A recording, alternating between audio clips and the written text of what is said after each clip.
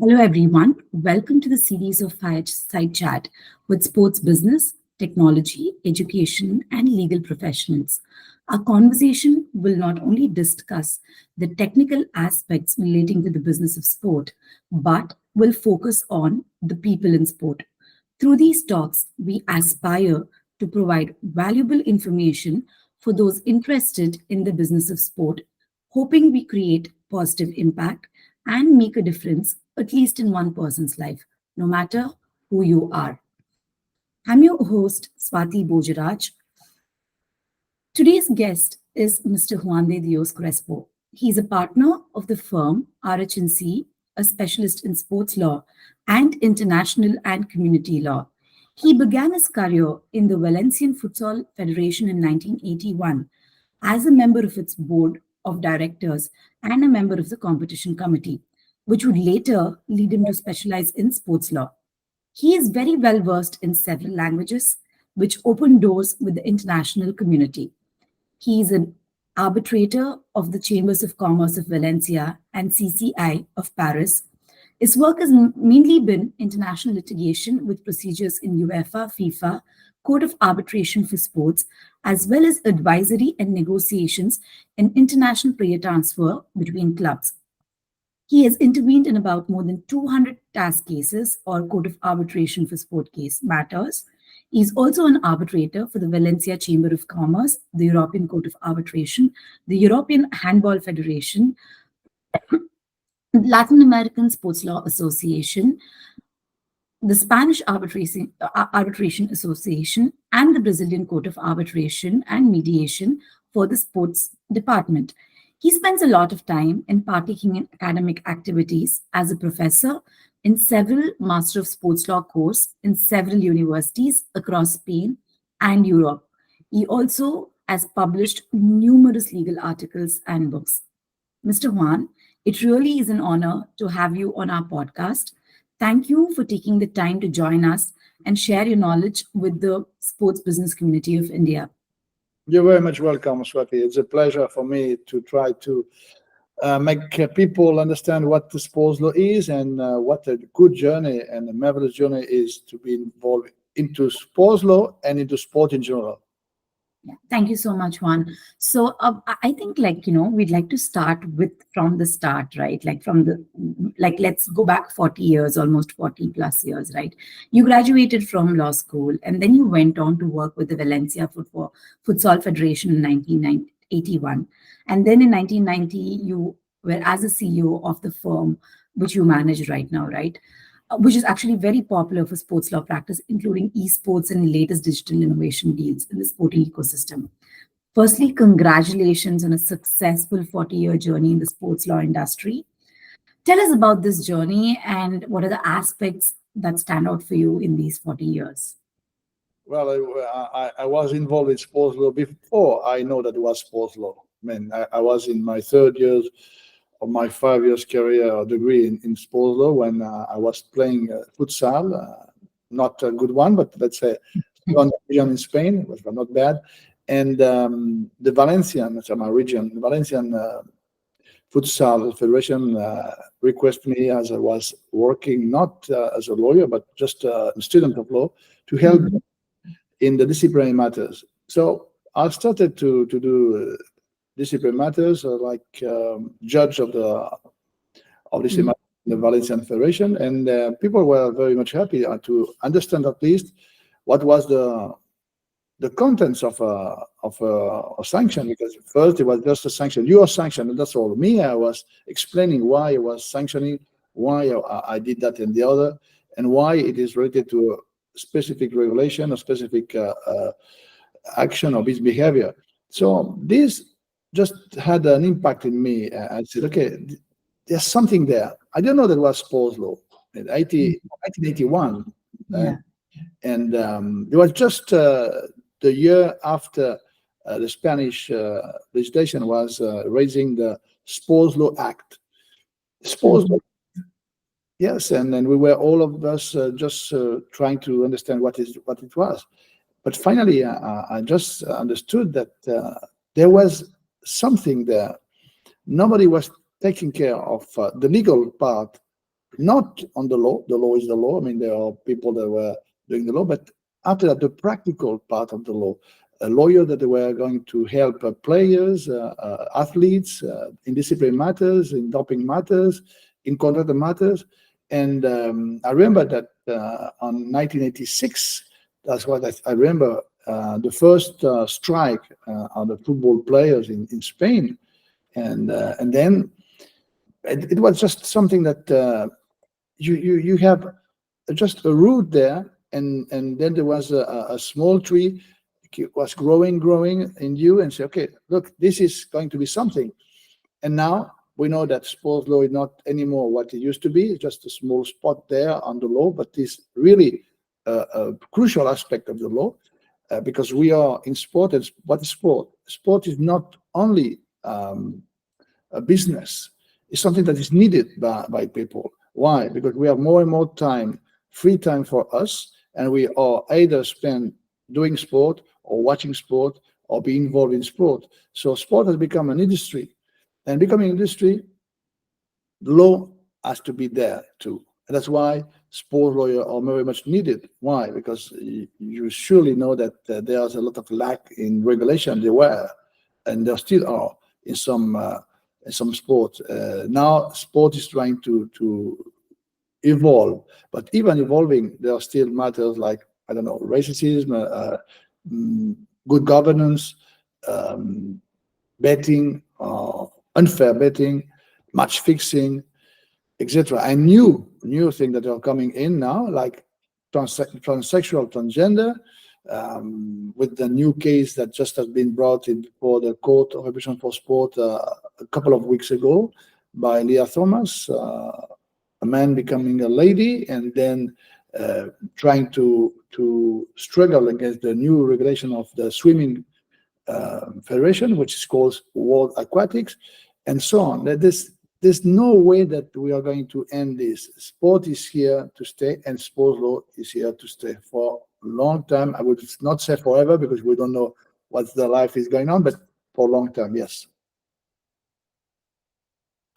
Thank you. So clearly, with your explanation, you've kind of laid it out, the difference, how sport law was in 1981, which was non-existent, and how it is today. Are there any new challenges that you face today in terms of managing the clients, or in terms of handling difficult situations?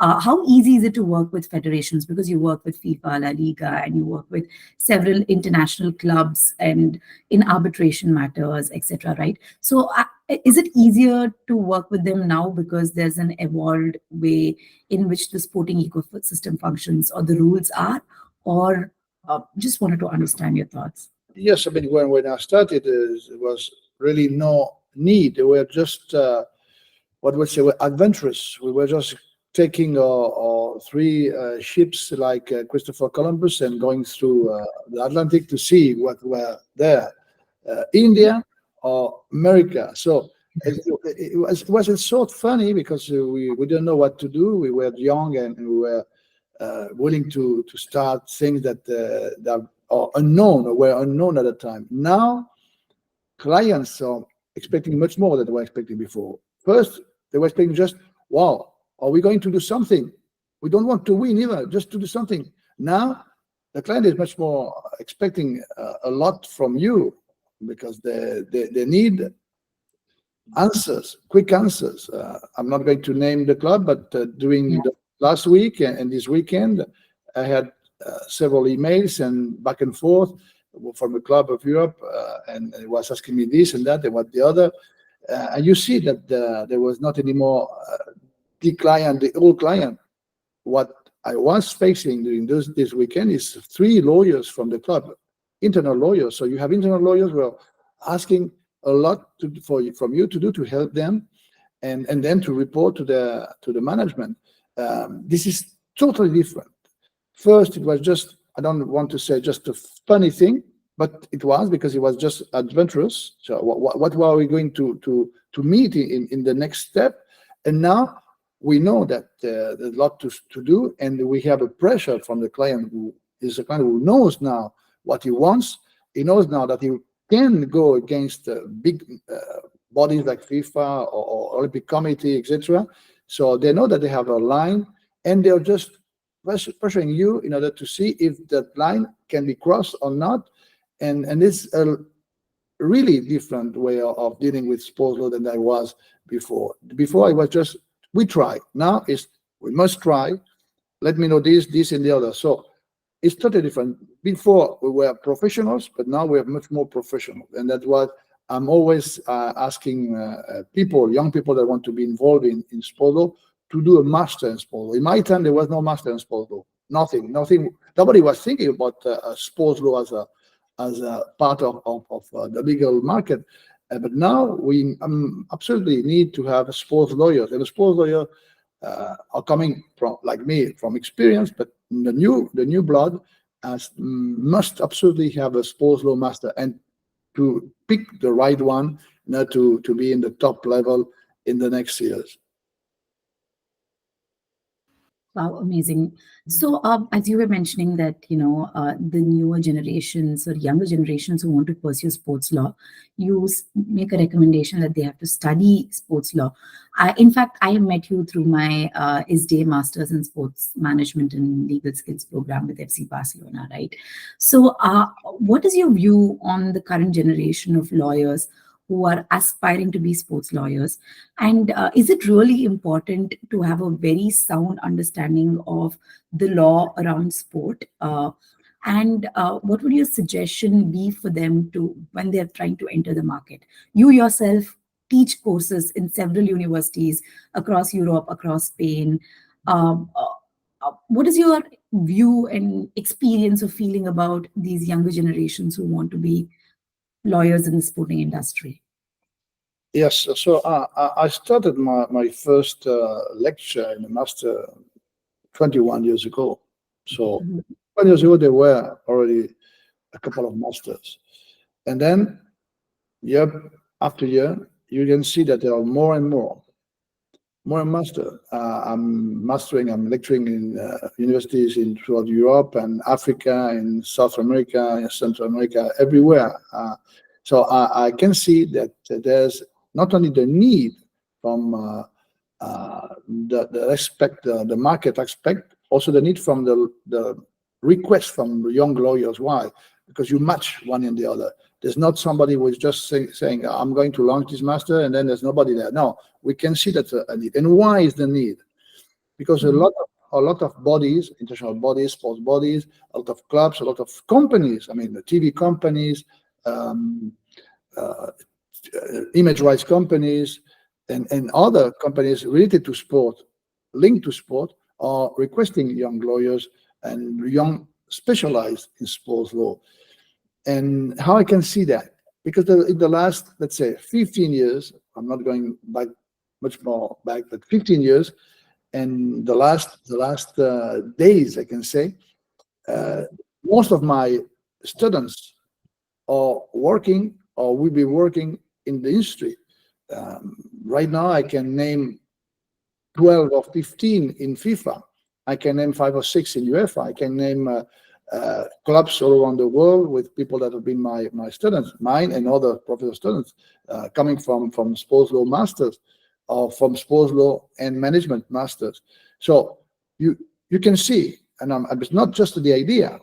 I'm dealing daily basis. Last week I was with against FIFA in Cascades, and the 2 guys in front of me were from former students of mine. So I was much happy to have them there, because I saw that there was the need then when I started, and the need still is there, because now FIFA, for instance, is trying to attract more than 50 people to go to Miami for the new legal place of FIFA legal department. So still opening. There are doors open. There are doors open everywhere. You can see that there are much more novelties also in the integrity, good governance places, and the disciplinary. So you can see that there are also young lawyers placed in those bodies that are like me. When I was 21 years old in 1981, I was there.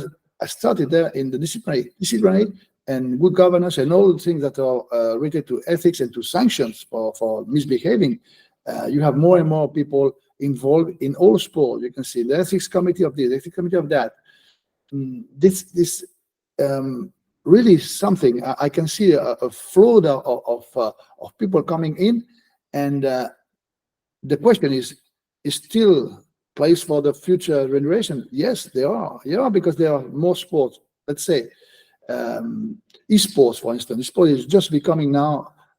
Not becoming. It's a trendy thing, and people was nothing in terms of legal system. But now they have disciplinary, they have doping, they have a lot of contracts, transfers, breach of contract. So you can see that even in something that is not related directly to a sport, well, we can discuss if sport is a sport or not. And then we have also whatever is behind that. You have TV rights, which employs a lot of people in TV companies, in clubs, and you have to deal with that.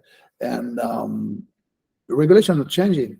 You can see the regulations have changed now in rugby, in aquatics, world aquatics, and world athletics. The three of them have launched a regulation trying to frame exactly who can be a woman in sport or not, the so-called transsexual, transgender. And there's a lot of cases that will be brought in the future there. Other federations are going to do the same. I'm sure there's not only the three of them, and we'll see. The market is expanding not only because the market is becoming bigger and bigger, but also because the cases and the crucial issues are getting also wider and wider. Thank you. So, just to take a step back and explain to our listeners and viewers, there are a variety of people. Hopefully, we'll have aspiring sports lawyers, and we'll have hopefully established sports lawyers and different members of the ecosystem listening to this, right? So, if you had to explain what sport and law is, and what would you say, and what are the different aspects of sport and law is sports law? That's the second question. And the third thing is, of all of this, which is your most favorite?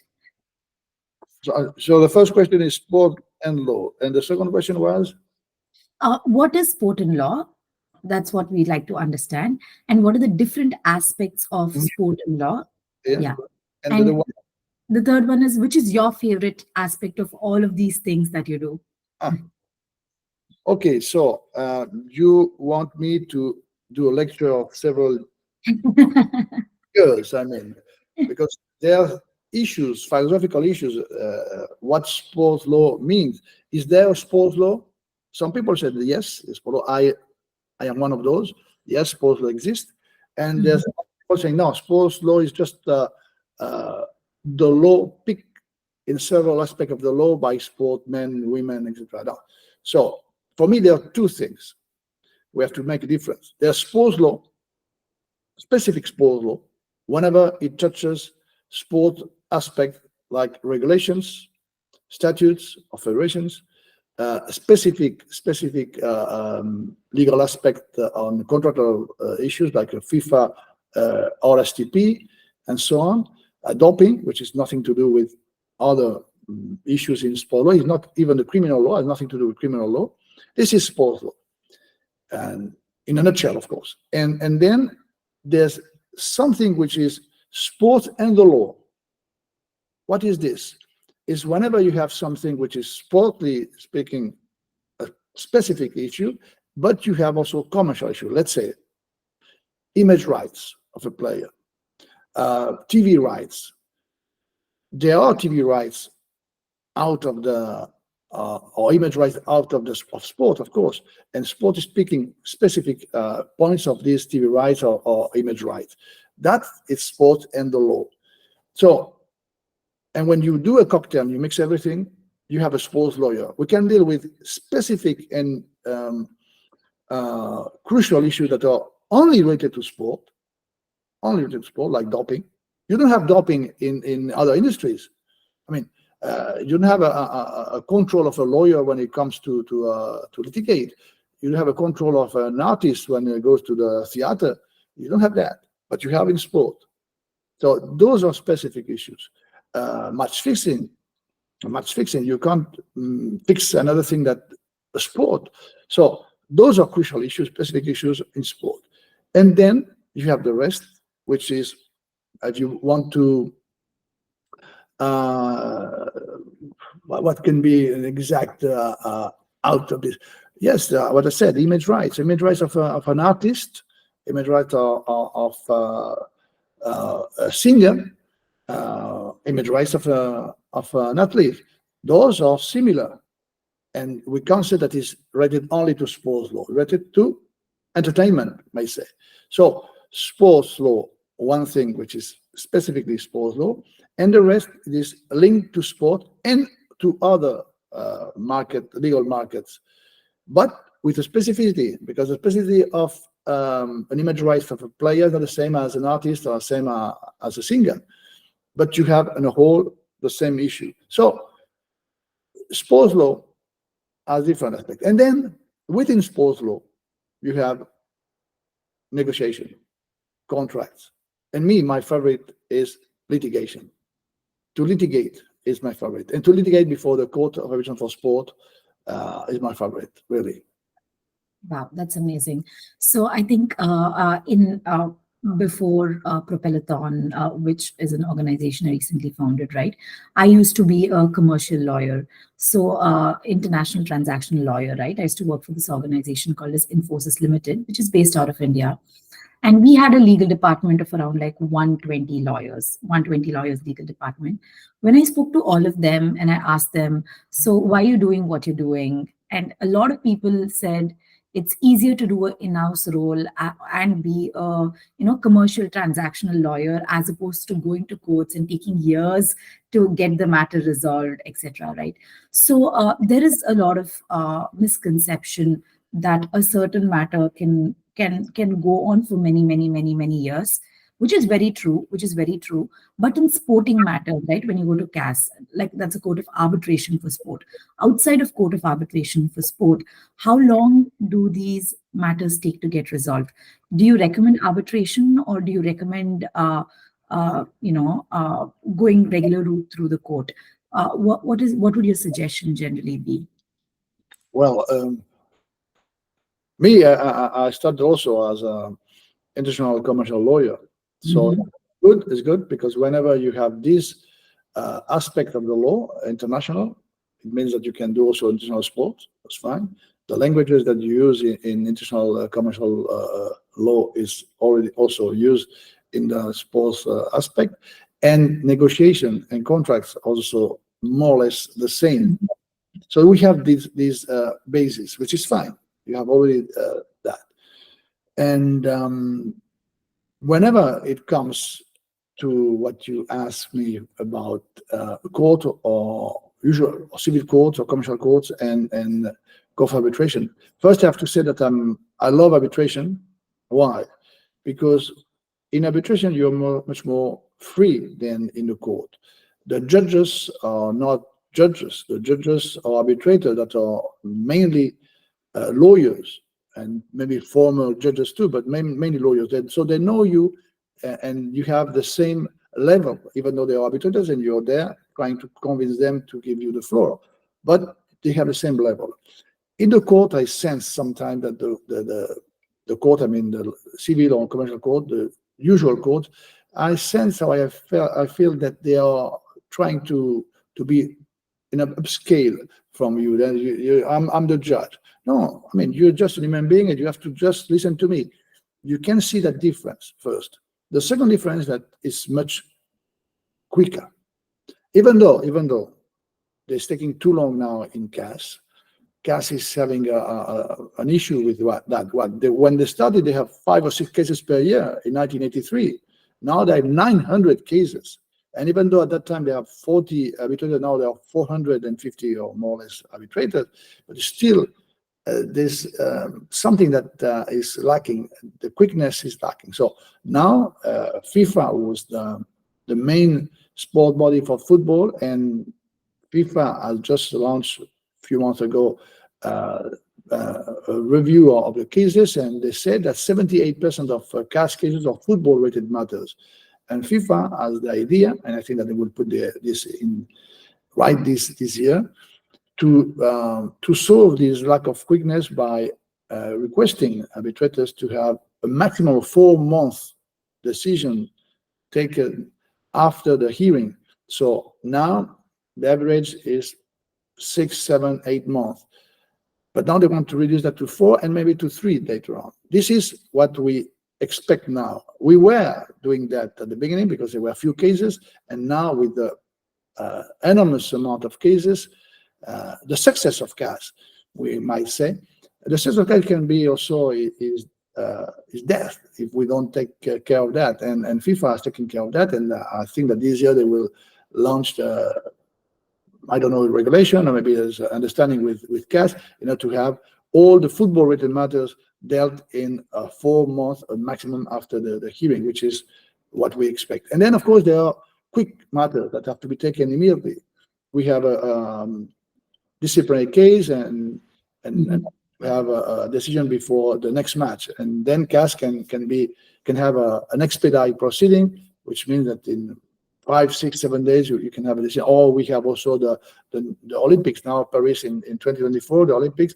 You have also an ad hoc CAS in which you can take decision in 24 hours because you have a quarter final, then a semi-final, and a final of 100 meters in athletics. So you need to have this. So I like much more arbitration for this freedom that you feel. First. Secondly, because they are specialized, and sometimes you need specialized arbitrators or judges to judge you. I don't like that somebody who doesn't know what he's talking about is judging me. So specialization is a must. Maybe in the future they will have a civil court specialized in sport. Why not? I expect that. You have commercial courts. We were not at the time I began as a lawyer. There were no commercial courts. There are commercial courts specifically under that market of commercial legal aspect, and this is what we expect to. But meanwhile, arbitration is there to help us to deal within sport the matter that sport are needed to be dealt with. Yeah, thank you. So your expertise is specifically in football and the law around that one, amongst everything else, and a lot of matters in the Court of Arbitration of Sport as well, right? So, if without breaching any confidentiality obligations, would you be able to share with us any matter which made a difference, a huge difference, a huge impact in the last 40 years that you've practiced for the sporting ecosystem of the world or of football? Anything that you would like to share with us without breaching confidentiality, obviously? There's no breach because every one of the cases I've been involved in are already on a public matter, so we know cases. I'm not talking about the cases in Spain, but the cases abroad. The first big case I remember that I had was a case of Bueno Rodriguez, the bossman of South America, for instance. Then the first Article 17 in the RSTP of FIFA, Webster. But before Webster, there was another one which is called Mexes, and before Mexes, another one was Ortega, and after there was Matusalem, etc. And then lately, I had also a case of a player from Peru, Paulo Guerrero, who we had the chance to not to win totally, but to have him playing the World Cup was sanctioned, and we had I don't know, it's a lot. I mean, it's like what you prefer. You prefer your what children you prefer on yours, and then you have a lot. Yeah, Really a lot of them, and still now we have cases that I was also two big cases on. It's difficult because there were people there, one in Senegal and one 8 people died in one match in Senegal and 74 people died in a match in Egypt, and there was a strict liability of the clubs, and we managed to have them winning the cases. Also something, the first case in which strict liability with that people was one in a cases or two of them, etc., etc. So now I'm reminding cases and cases, and maybe I can name you in the 500 cases that right now in CAS in those days. I might name you 25 or 30, let's say, cases. The last one was a month and a half ago. A player was overweight, and for the first time, CAS decided that the overweight player was fairly dismissed by a club. So just scores. So every day is, and then I don't want to name, but I'm expecting some decision by CAS, and I hope that one or two are going to be also leading cases. Hopefully. So, of all these things, like you've contributed so much for the jurisprudence of, the sports and law and sports law, right? So, having made this contribution, if you look back over so many years, how do you feel today? Like, did you see, if you go back 40 years and if you had to start all of this all over again, would you do it again? Not just the successes, because there must also be a lot of difficult places, difficult situations, and difficult circumstances that you would have faced, right?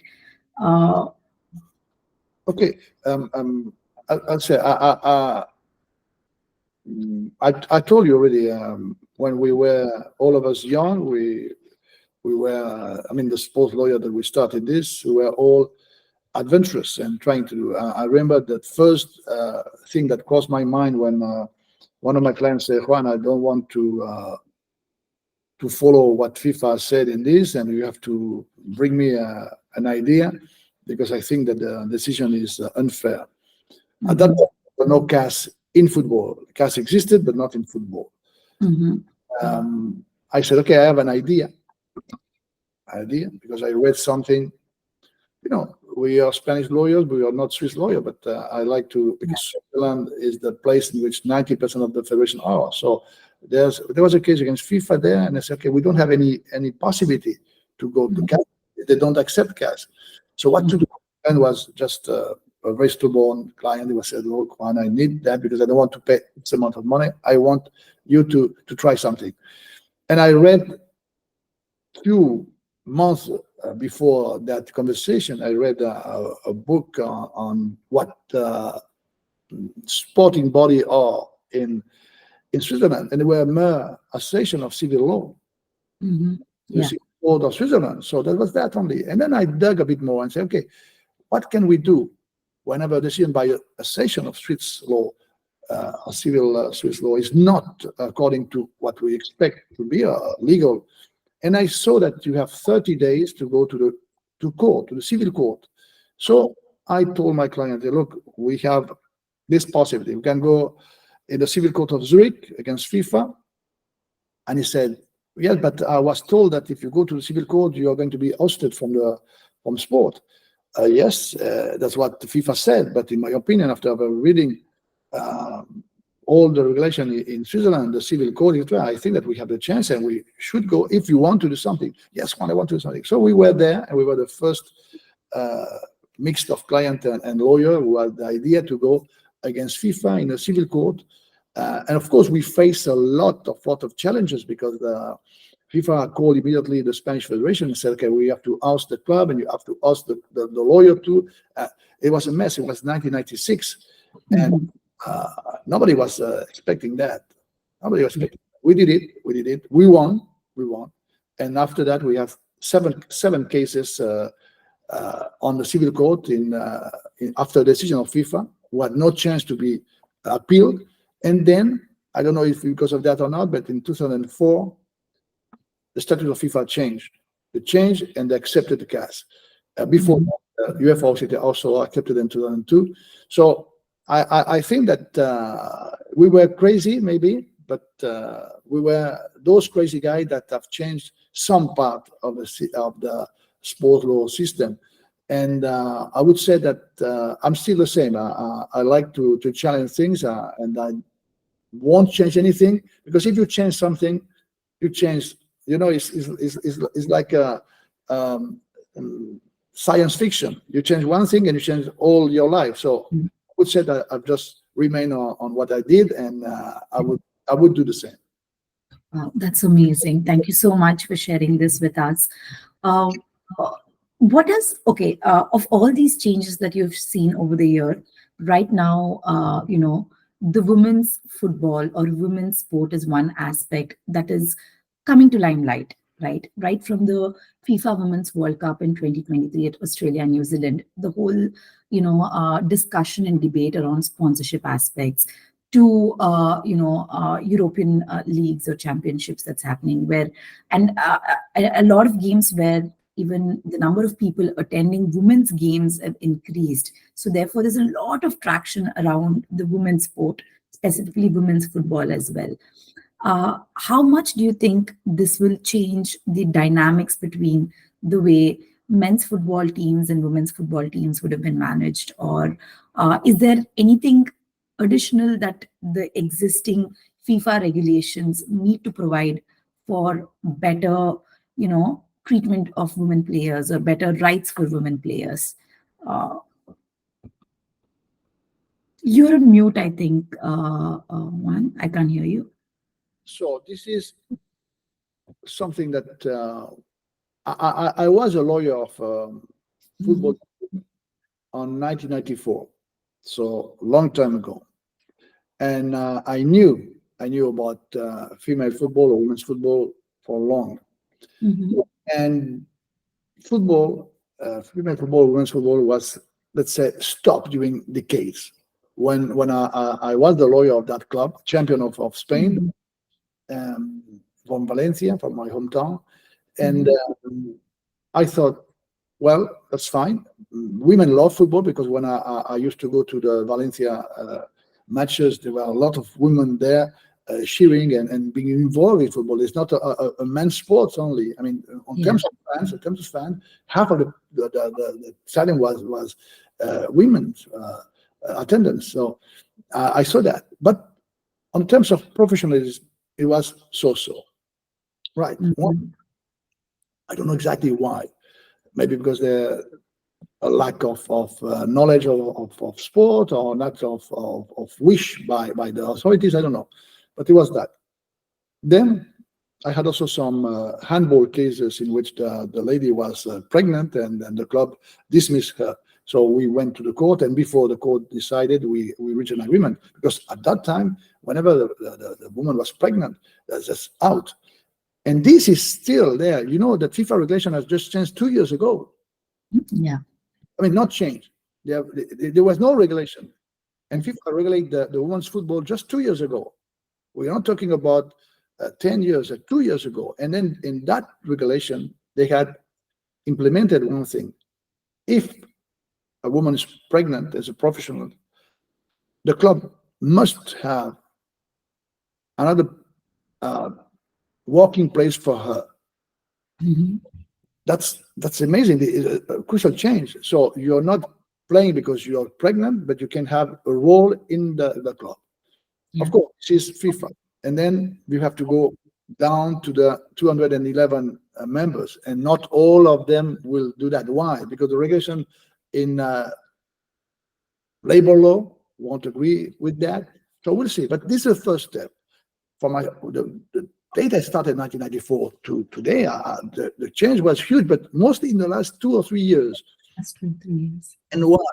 Because I think that FIFA had the idea that female football, women's football, might be the future. Mhm. So you can see that there are other sports that are taking some advantage of football. Yeah. So what is the next step? Is to enhance football. And enhancing football is having the women in football because they were there only as spectators. They were See. there as young players, but when they were reaching a certain age, they were just leaving. Why? Because there was no money there. There was no professionalism.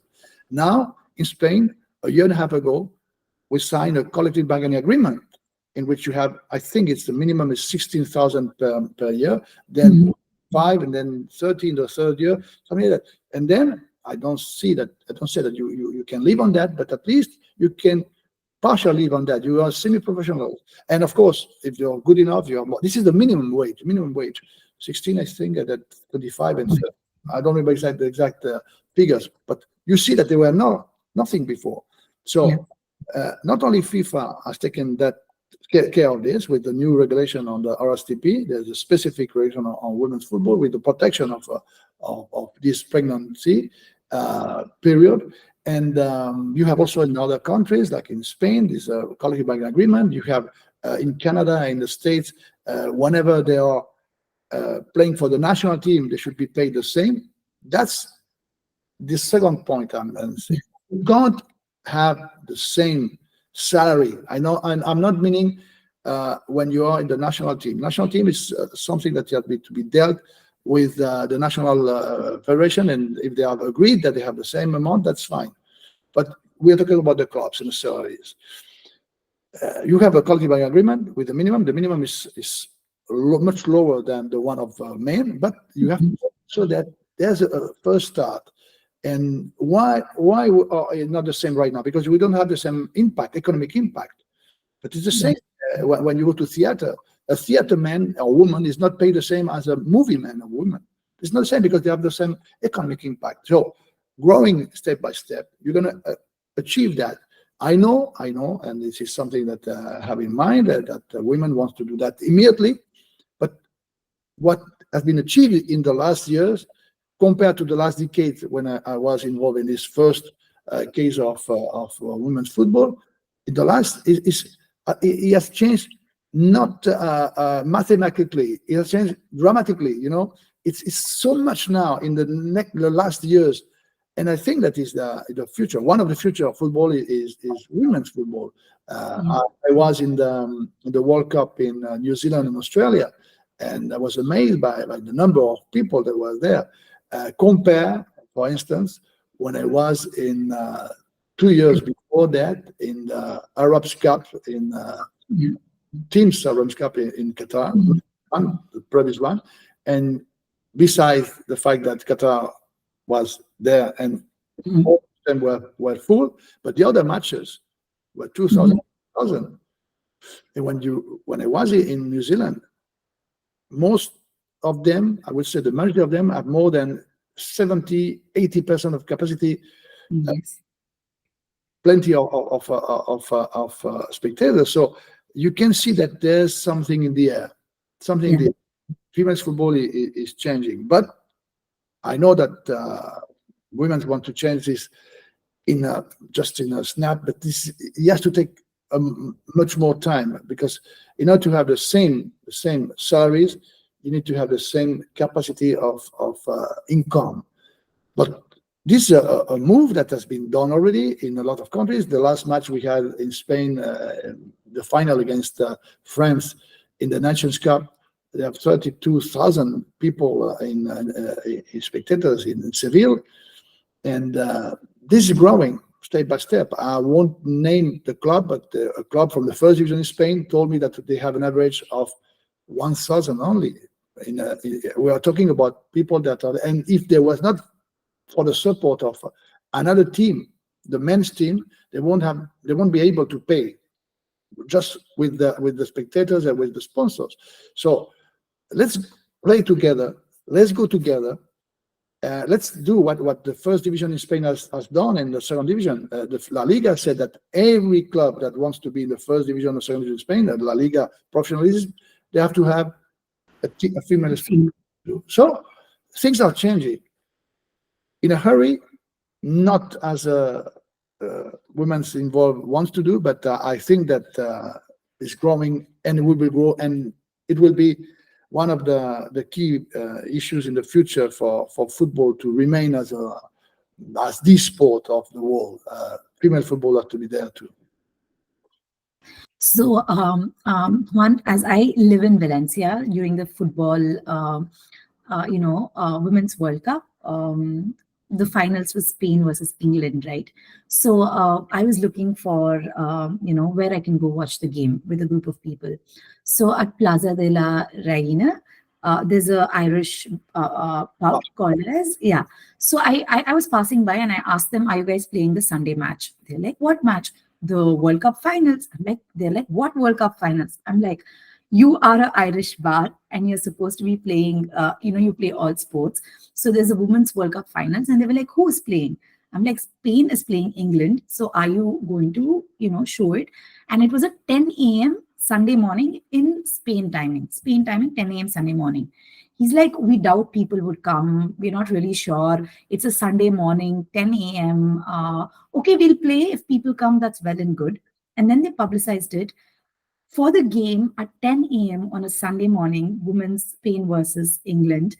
The pub was filled with people, and all of them, majority of them, 85 to 90% of them were women. And on the way back, when I spoke to the manager there, and I was like, "How does it feel?" Like, that was a good turnout, right? And he was so surprised. And now, on a regular basis, they play women's football games in the pub. And I mean, like every now and then you pass by and you see the board; it's listed. It feels really good to see, like there is a change, and was very surprising and shocking, even for them to admit, "Oh my God, there's such a big traction." Yeah, but Right? you're right. That's what it is. This is the lack of knowledge sometimes. Yeah, exactly. When I was in this female football 30 years ago, I was 30 years, 34, people were not watching football, female football at all. And the final of a cup, a World Cup in Valencia, in Spain, with the Irish pub, which is normally, but Irish and English, they're not friendly, but maybe they was thought, no, I'm joking. They needed to know, because the manager maybe was just thinking about men's football, was thinking about rugby, was thinking about, but it's the same for other sports. If you go to an Irish club and pub and you ask for watching yesterday the finals of the World Athletics in Glasgow, there was so exactly. only that. Don't just focus on female football, the poor ladies. No. I mean, sport. Other sports are just ousted from that. So we need to put them, female football, but also other sports, there to be known by the pubs and by TVs and by Yes. It's difficult. It's difficult. Is a big step to do, but you did it. You just went there. The guy saw that and said, "Oh, there's an economic revenue, because now there's a lot of people coming here. They're going to take in a Sunday morning, which is normally nobody. Sunday morning we will have a lot of people there. We're having consumption. There were your beer, etc. And our pub will be known as the pub of the female football, etc. So, but this is a conjugation of things. One after the other. You have to one step on the other, and of course we have to move. You move, me, I move. Everyone has to move, and not just wait and see. Yes. And also another interesting fact about that game was majority of the people were under 30 years, like, youngsters, teenagers, filled with teenagers and early 20-year-old men and boys watching the game. I'm sorry, women and boys watching the game, and really older people. Like when I say older people, elderly people around like 60, 70 plus years old. So like in between, there was a big lag between 30s, 40s, 50s. There was a big gap. So Juan, I know your time's very precious and you've given us a lot of time. I do not want to, there's so much I could still ask, and there's so much everybody could benefit. I'd like to end with like two questions.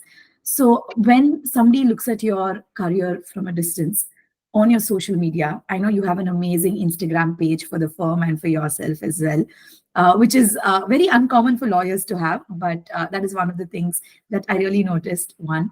Another thing, even when we look at your LinkedIn, from a distance, for somebody who's very young, who just wants to start right now, your life looks very glamorous. You're with one day you're at the FIFA headquarters or the World Cup, traveling to the World Cup, getting pictures with the president of the FIFA, the whole of FIFA, and then another you're traveling somewhere else, and you're meeting very interesting players, like very popular players.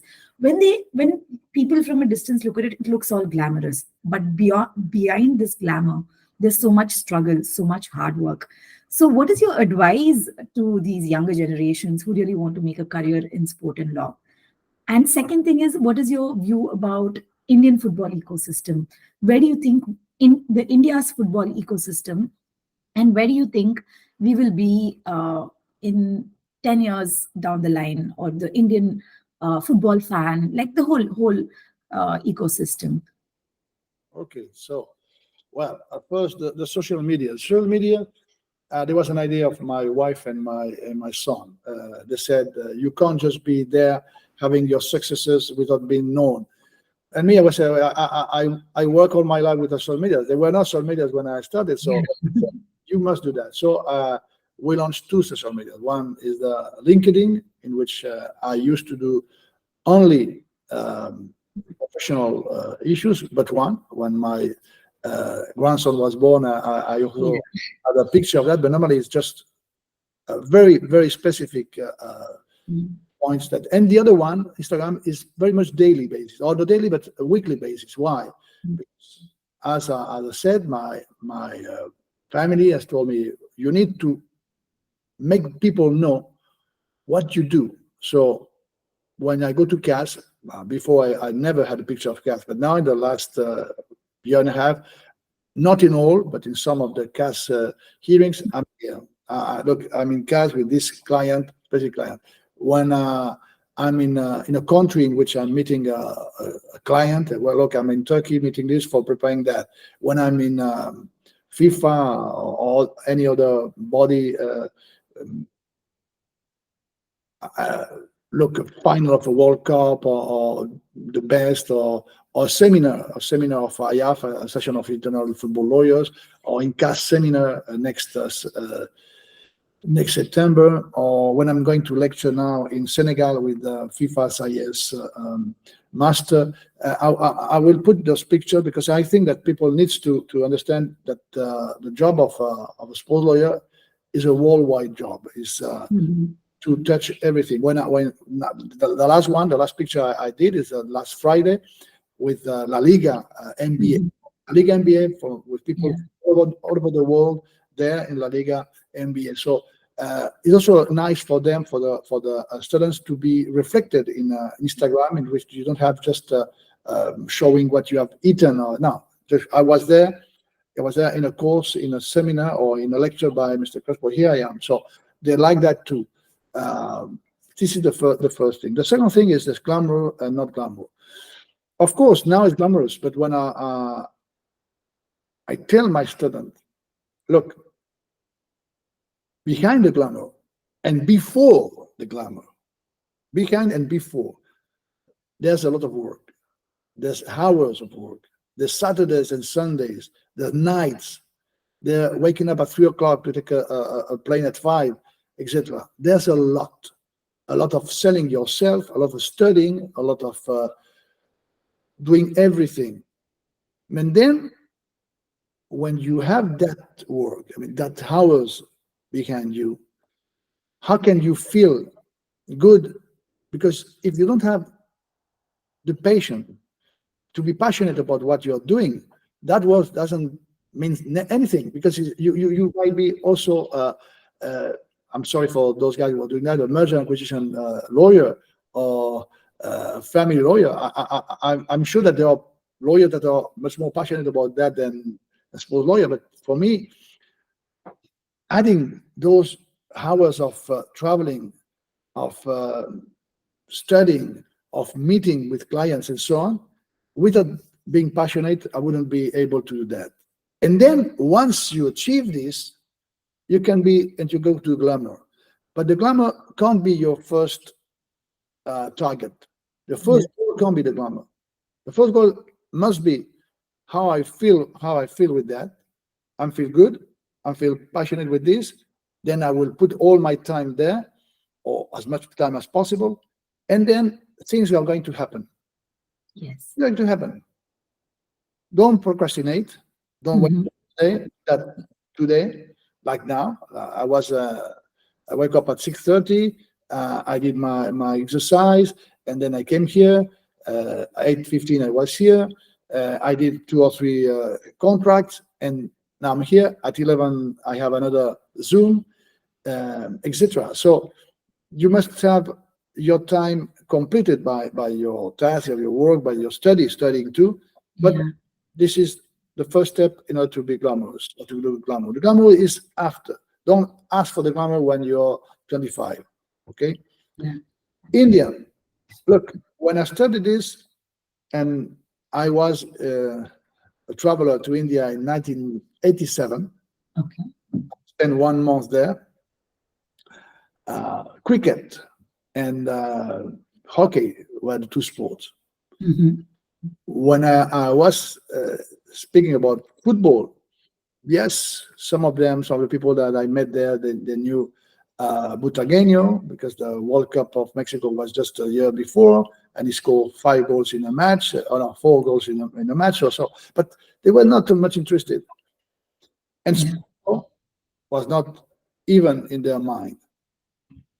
But now I see people in not only in sports law, but also in management. In the University of Murcia, the UCAM, each Yeah. year when I lecture there, there are at least 3 or 4 Indian students in management in sport. Wow. Yeah.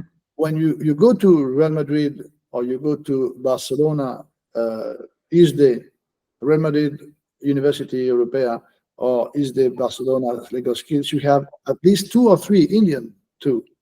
And now I'm launching a new master myself, Yes. friends, called Oray. And if anyone wants to do that, and we're going to have this week a couple of interviews with Indian Mhm. Mhm. students to see if they are good enough, because we want to raise the level, to have Mhm. the best if possible. And I see that during the last, I'd say not 2 decades, the last 10 years, 12 years, the Indian market, not only the market, the mind of the Indian have changed. Football is becoming one sport, but not only football, sports in general is becoming trendy to work at. I'm sure that a father in India in the 80s or 90s would say, if the son would say, or the girl would say, I want to be a sport lawyer, say, no, no, no, no, no, no, no, no. You do this and that. You have to go to the court and do this commercial. And now I'm sure that the same father or mother would say, okay, that's fine. That's fine. Why not? But that's why they are sending the boys and the girls to Europe Yes. to study this sports law or this management law and management in sport. And that's why I'm seeing, not because I've heard that, because I'm looking at that every day. India Mhm. are coming to Europe to understand sports law, to understand this market, to understand sports management, and to become people. The other day, I just met one Indian lawyer in a case that I was the lawyer against him, and he was the lawyer of a Saudi club. So come on, Mhm. you Yeah. see, wow, India is a potential runner of sport if they want to do that, because you have the biggest population in the world. So normally you will have to have sport lawyer much more than Spain in the future. So I just want to encourage any and all of the, the people that are listening to me and watching me, that if they want to be in the sport market, they have to make the first step, which is trying to have a master, or in sport, or they want to be sport, or management, they want to manage. And I'm sure, because in Europe we still have the need, I'm sure that in the market of India, the need is bigger than in other, because you have started after us.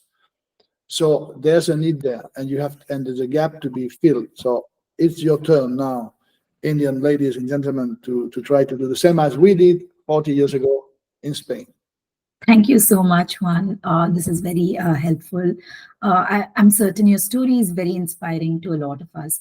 We know how important your time is, and thank you for taking out the time and sharing your story and journey with us.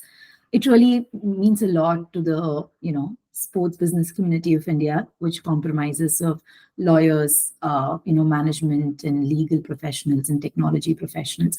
I also know you have founded a Web3 company, and that's, I hope we would have gotten an opportunity to discuss about that as well. Unfortunately, not. I do not really want to take a lot of your time. But thank you very much again, and let's propel together for sports. I am very much happy. I just writing now. Mhm. If people want to follow me in Instagram, Yes. this is my Instagram. And for those that are interested in the sports law master, it's Mhm. called Ray. Just Google Ray, and Mhm. master in sports law, Madrid, and starting next September. Okay. And I would love to have Indian students coming to this master. So Definitely. it has been a pleasure, really, Swati. And you know that I'm here always whenever you need me, unless I'm traveling, unless I'm in here. I'm prepared to answer a question. If anyone wants to ask question, they can go through you, and I will be much happy to answer the question on anything related to sports law or to sport market. Thank you very much, and happy Fayas. I hope you and your family have a great time. It's indeed an amazing festival. I love Fayas. Yes, that's another point. If people want to come to Spain, they don't have to miss in now from 1st of March until the 19th of March, the Fallas in Valencia. It's amazing. Carnival of Rio, nothing to do with that. I mean, we are at a scale. We are like the champions of the champion of Champions League. Agreed.